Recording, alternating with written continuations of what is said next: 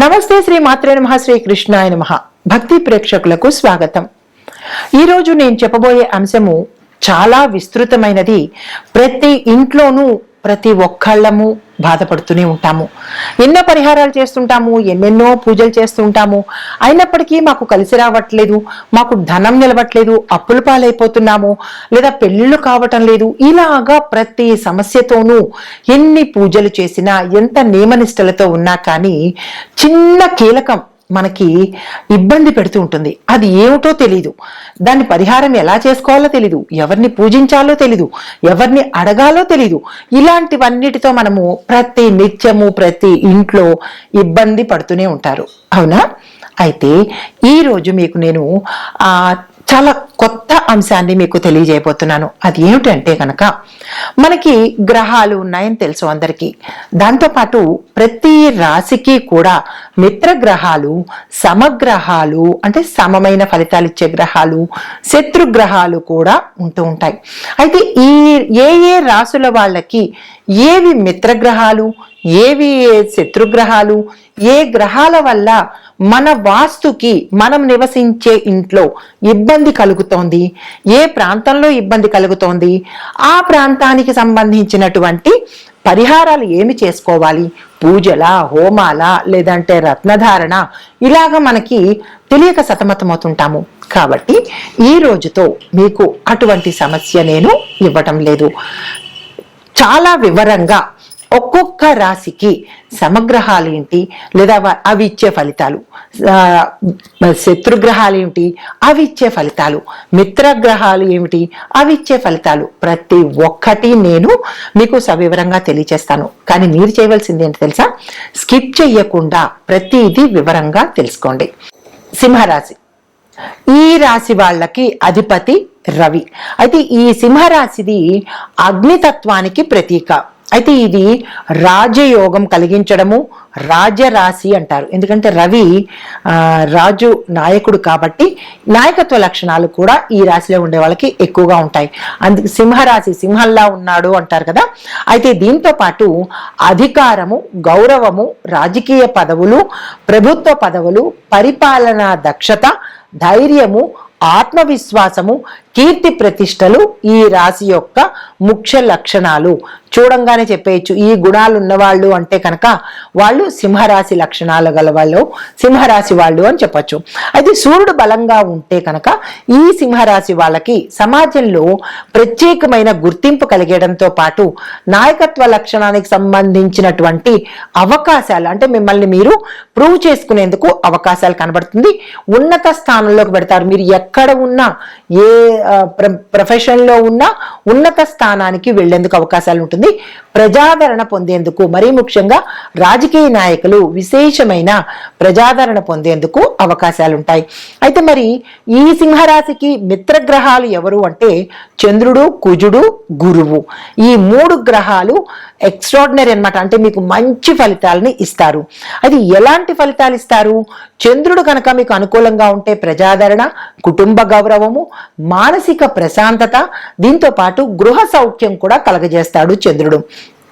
మరి కుజుడు అనుకూలంగా ఉంటే ఎలాంటిది అంటే ధైర్యము, శత్రువుల మీద విజయం సాధించడము, స్థిరాస్తులు కొనుగోలు చేసుకోవడము, కోర్టులో ఉన్న స్థిరాస్తులు ఏవైనా ఉంటే అవి మీ పట్ల అనుకూలత రావడము, దీంతో పాటు భూములు, వాహనాలు కొనుక్కునే అవకాశము, యోగము కలిగేందుకు అవకాశం ఉంటుంది. అయితే మరి గురువు అనుకూలంగా ఉంటే ఇక్కడ నేను ప్రతిదీ సవివరంగా తెలియచేస్తున్నాను. స్కిప్ చేసే ప్రయత్నం చేయకండి. మీ మిత్రగ్రహాలు ఎన్నుంటాయి, అవి ఇచ్చే ఫలితాలు, దాని దోషాలు కూడా నేను చాలా వివరంగా చెప్తున్నాను. కాబట్టి స్కిప్ చేయకుండా ఒక్కొక్కటి రాసుకునే ప్రయత్నం చేయండి. మరి గురువు అనుకూలంగా ఉంటే కనుక ధనలాభము, విద్య, సంతానాభివృద్ధి, పుణ్య ఫలితాలు, క్షేత్ర దర్శనము, గురువుల యొక్క కృప కలిగే అవకాశాలు ఉన్నాయి.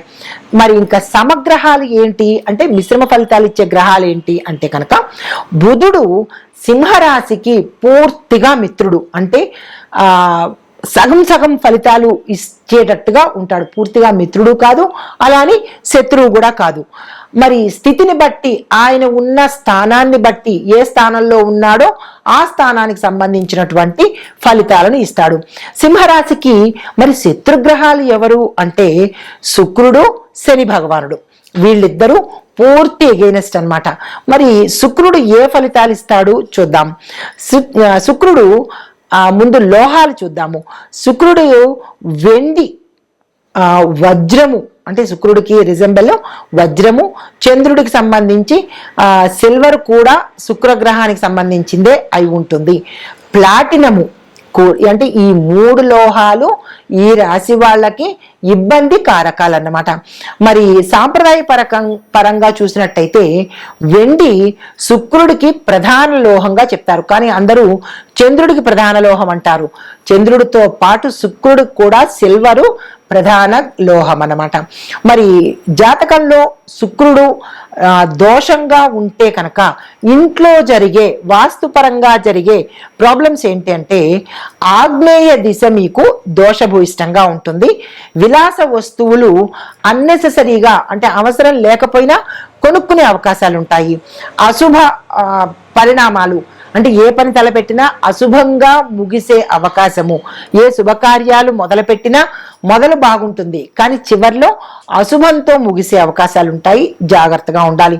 మరి ఇంకా వాస్తు రీత్యా చూసినట్టయితే ఆ ఇంట్లో దంపతుల మధ్య కలహాలు రావడము, ఒకంత విడిపోవడము, లేదా అంటే ఎవరో ఒకళ్ళు ఇబ్బంది పడ్డం, అంటే మారకం లాగా ఉండే అవకాశాలు, మారకం అంటే చనిపోవడాలు, ఇలాంటివి జరిగే అవకాశాలు ఉంటాయి.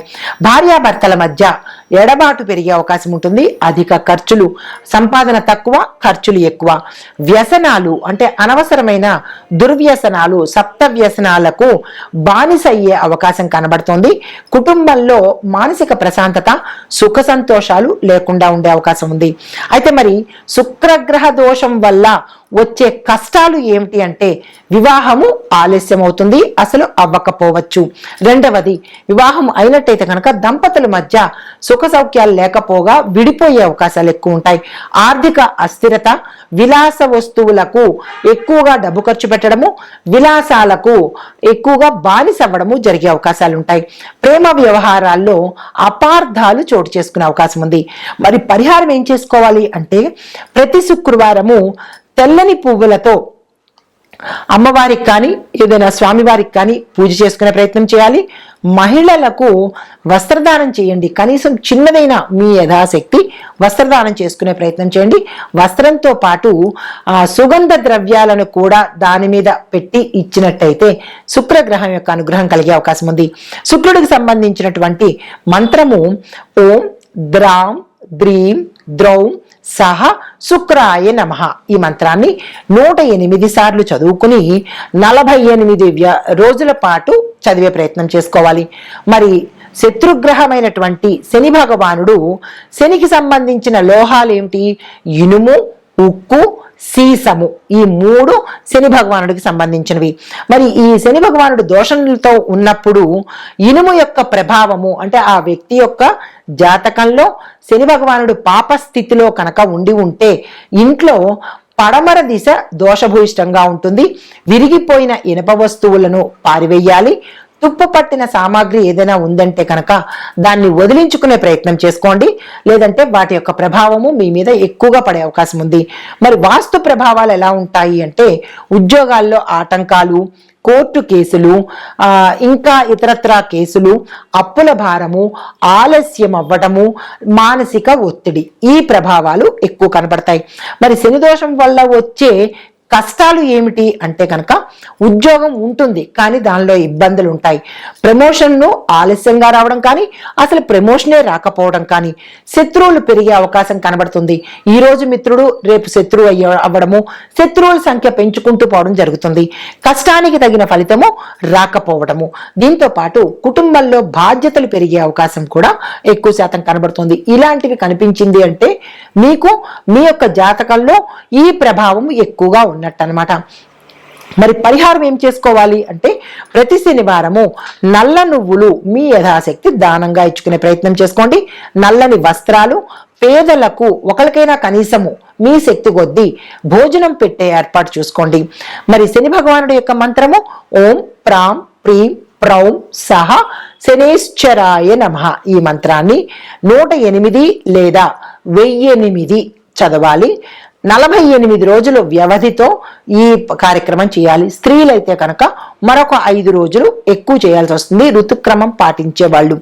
మరి సింహరాశి వారికి రవి బలం పెంచే పరిహారాలు ఏంటంటే, రవి ఎక్కువ దోషభూయిష్టంగా ఉంటే కనుక ప్రతిరోజు సూర్యుడికి అర్ఘ్యమిచ్చే ప్రయత్నం చేయండి. సూర్యోదయ సమయానికి ఆదిత్య హృదయం తప్పనిసరిగా చదువుకోండి.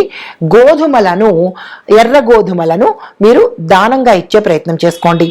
రవికి సంబంధించినటువంటి మంత్రము అంటే ఇక్కడ మంత్రాలు నేను మీకు ఒక విషయం చెప్పాలి. మంత్రాలు పాప గ్రహాలకు సంబంధించినవి మాత్రమే మీకు ఇస్తున్నాను. అందరికీ మంత్రాలు చదవక్కర్లేదు. ఆ రాశిలో ఏవైతే పాపగ్రహాలు ఉంటాయో వారికి సంబంధించిన మంత్రాలే ఇస్తున్నాను అని గమనించుకోవాలి. అందుకే స్కిప్ చేయకుండా చూడండి అని చెప్తున్నాను. ఇప్పుడు రవి మంత్రము ఓం హ్రాం హ్రీం హ్రౌం సహ సూర్యాయ నమః. ఈ మంత్రాన్ని 108 సార్లు 45 రోజుల వ్యవధి కాలంలో చదువుకోవాలి.